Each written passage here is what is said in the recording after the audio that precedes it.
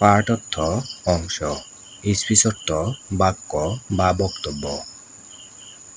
Part of speech কাকে বলে? উত্তর, সেন্টেন্স বা বাক্যের অন্তর্গত প্রত্যেকটি অর্থবোধক শব্দ ও তার ব্যবহারকে পার্ট অফ স্পিচ বলে। যেমন, Tamim is a good boy who loves his younger brother very much. এটি একটি স্পিচ বা বাক্য এবং বাক্যটিতে অনেকগুলো পার্ট বা অংশ আছে। যেমন, Tamim is a good boy who loves his younger brother very much. এরা প্রত্যেকটি ভিন্ন অর্থ প্রকাশ করে, কিন্তু আমরা যখন প্রত্যেকটিকে সাজাই তখন একটি পরিপূর্ণ অর্থ প্রকাশ করে। পার্ট অফ স্পিচ ৮ প্রকার: noun, pronoun, verb, adjective, adverb, preposition, conjunction, interjection. Noun অর্থ বিশেষ্য, অর্থাৎ যে কোনো নাম। নাউন কাকে বলে?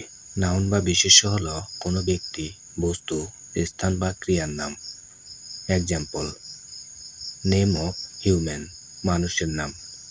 রহিম, Karim, Anita, Tamim, ETC. Name of object, সেন্টেন্সের মধ্যে অবজেক্ট রূপে যে নাউন ব্যবহার হয়, যেমন book, chair, table, bus, ETC. আবার স্থানের নাম, নেম অফ প্লেস, যেমন Dhaka, Barishal, India, Qatar, America, etc.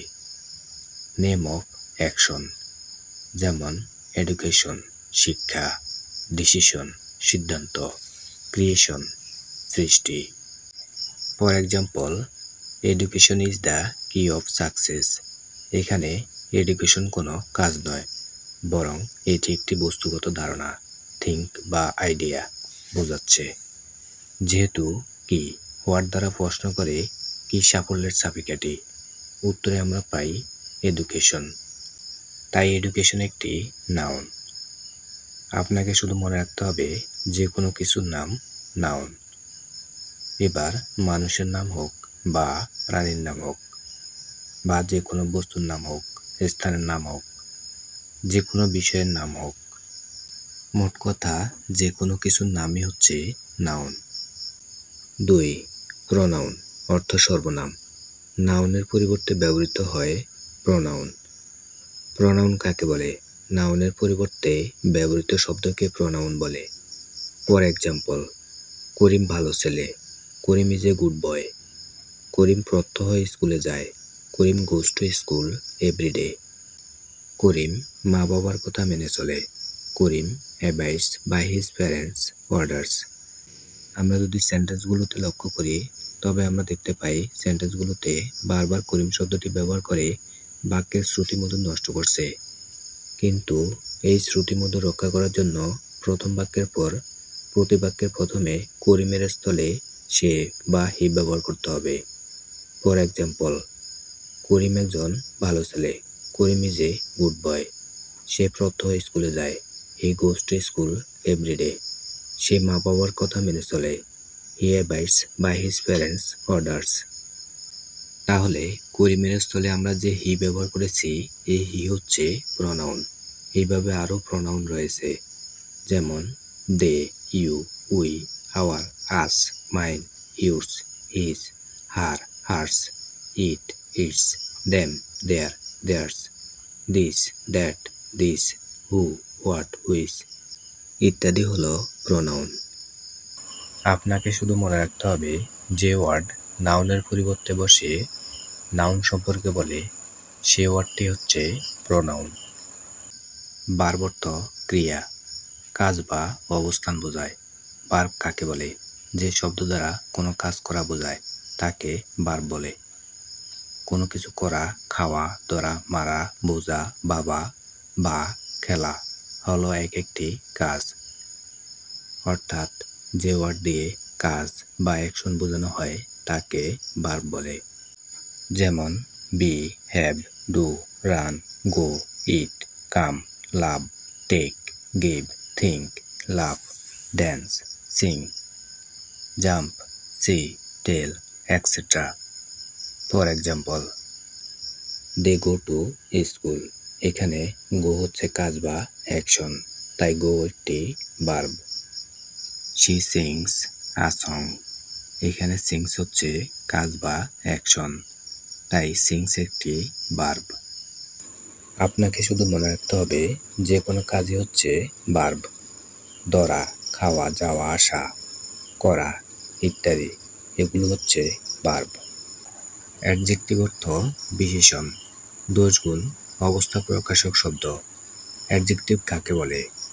Noun বা প্রোনাউনকে বিশেষিত করে এমন শব্দকে অ্যাডজেক্টিভ বলে। For example, Tamim is a good boy. এই সেন্টেন্সে গুড ওয়ার্ডটি বয় ওয়ার্ডটির গুণ তুলে ধরেছে। She is a beautiful girl. এই সেন্টেন্সে বিউটিফুল ওয়ার্ডটি গার্ল ওয়ার্ডটির গুণ বোঝাচ্ছে। মাহি ওয়ার্স আ গ্রিন স্কার্ট। এই সেন্টেন্সে গ্রিন ওয়ার্ডটি দ্বারা স্কার্ট এর বৈশিষ্ট্য বোঝানো হচ্ছে। এভাবে অ্যাডজেক্টিভ দ্বারা কোনো দোষগুণ, অবস্থা, বৈশিষ্ট্য বোঝানো হয়। কিন্তু বলতে পারবেন এইসব দোষগুণ, অবস্থা, বৈশিষ্ট্য কার? ভার্বের? অবশ্যই না। অ্যাডজেক্টিভ সবসময় নাউন বা প্রোনাউনের দোষগুণ ইত্যাদি বোঝায়। ভার্বের অবস্থা বোঝানো যায়, তবে সেই ধরনের ওয়ার্ড হলো অ্যাডভার্ব, অ্যাডজেক্টিভ নয়। অ্যাডজেক্টিভের আরও কতগুলো example: fine, hard, ugly, naughty, rich, little, small, too much, fast, second, etcetera. আপনাকে শুধু মনে রাখতে হবে অ্যাডজেক্টিভের ওয়ার্ডগুলো নাউন বা প্রোনাউনের দোষগুণ, অবস্থা, বৈশিষ্ট্য বোঝাবে। অ্যাডভার্ব অর্থ ক্রিয়া বিশেষণ। ক্রিয়া কিভাবে, কখন, কোথায় সম্পন্ন হলো তা বোঝায়। অ্যাডভার্ব কাকে বলে? অ্যাডভার্ব হলো এমন ওয়ার্ড যা কোনো ভার্ব, অ্যাডজেক্টিভ বা অন্য কোনো অ্যাডভার্বকে বিশেষায়িত করে বা তার সাথে নতুন অর্থ যোগ করে। ফর এক্সাম্পল, যখন ভার্বকে মডিফাই করে: সুইফটলি, ওয়েল, স্ট্রংলি, ফোর্সিবলি, এটসেট্রা। যেমন, হি রানস সুইফটলি, সে দ্রুত দৌড়ায়। এখানে দ্রুত শব্দটি দৌড়ানোর ধরন বোঝাচ্ছে। কিছু ডব্লিউএস ওয়ার্ড দ্বারা ভার্বকে প্রশ্ন করে আমরা অ্যাডভার্ব বের করতে পারি। হাউ, কেমন করে। যেমন, কেমন করে দৌড়ায়। উত্তর, দ্রুত দৌড়ায়। সুতরাং দ্রুত বা সুইফটলি হলো অ্যাডভার্ব। হোয়েন, কখন। She came in the morning. যদি প্রশ্ন করা হয় সে কখন আসলো, তাহলে উত্তর পাওয়া যায় সকালে বা ইন দ্য মর্নিং। সুতরাং এখানে সকালে বা ইন দ্য মর্নিং হলো অ্যাডভার্বিয়াল ফ্রেজ। হোয়ার, কোথায়। হি লিভস হিয়ার, সে কোথায় থাকে। উত্তর হলো এখানে বা হিয়ার। সুতরাং হিয়ার হলো অ্যাডভার্ব। যখন অ্যাডজেক্টিভকে মডিফাই করে: he is a good boy. এখানে গুড হলো অ্যাডজেক্টিভ। যদি গুডের অর্থকে আরও শক্তিশালী করতে চাই তাহলে লিখতে হবে he is a very good boy. এখানে ভেরি হলো অ্যাডভার্ব।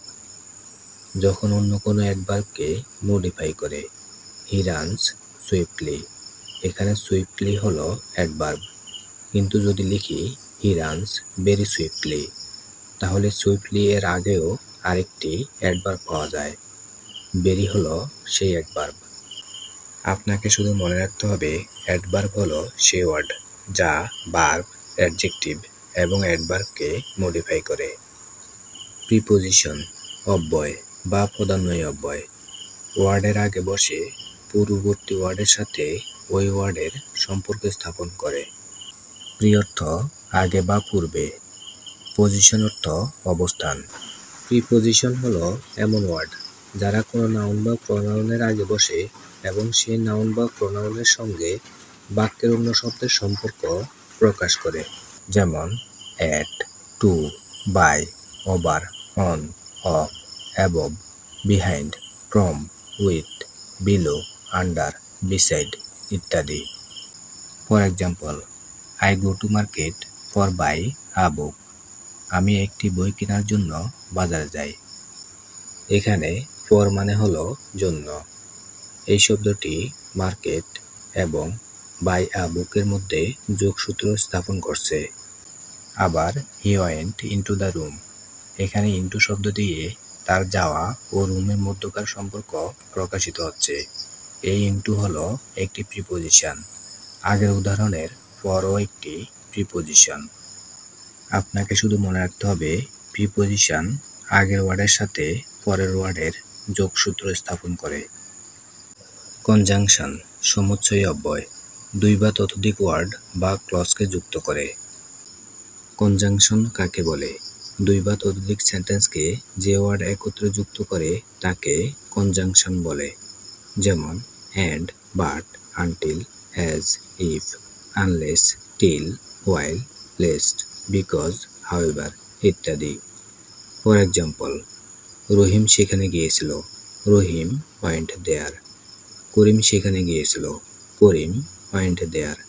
বাক্য দুটিকে যদি যুক্ত করে লিখতে চাই তাহলে লিখতে হবে রহিম ও করিম সেখানে গিয়েছিল, রহিম অ্যান্ড করিম ওয়েন্ট দেয়ার। এই অ্যান্ড দ্বারাই বাক্য দুটিকে একটি বাক্য পরিণত করা সম্ভব হয়েছে। সুতরাং অ্যান্ড হলো কনজাংশন। আবার একই ব্যক্তি সম্পর্কের দুটি সেন্টেন্সকে একত্র করলে, যেমন he is a poor man, সে একজন গরিব মানুষ। He is an honest man, সে একজন সৎ মানুষ। দুটি সেন্টেন্সকে একত্র করলে হয় he is a poor but honest man, সে গরিব কিন্তু সৎ। এখানে বাট হলো কনজাংশন। ইন্টারজেকশন আবেগসূচক অব্যয়, আনন্দ, দুঃখ, আবেগ, হঠাৎ প্রকাশিত বিস্ময়, ঘৃণা, ভয় ইত্যাদি প্রকাশ করে। ইন্টারজেকশন কাকে বলে? প্রবল তাৎক্ষণিক আবেগ প্রকাশক শব্দ হলো ইন্টারজেকশন। যেমন alas, pi, hello, hurrah, hush. For example, hello, where are you going? ওহে, তুমি কোথায় যাইতেছ? Hurrah, we have won the game, কি মজা, আমরা খেলায় জিতেছি। হুশ, দ্য হেডমাস্টার কামস, চুপ, প্রধান শিক্ষক আসছেন। এই সেন্টেন্সগুলোতে হ্যালো, হুররা, হুশ হলো ইন্টারজেকশন।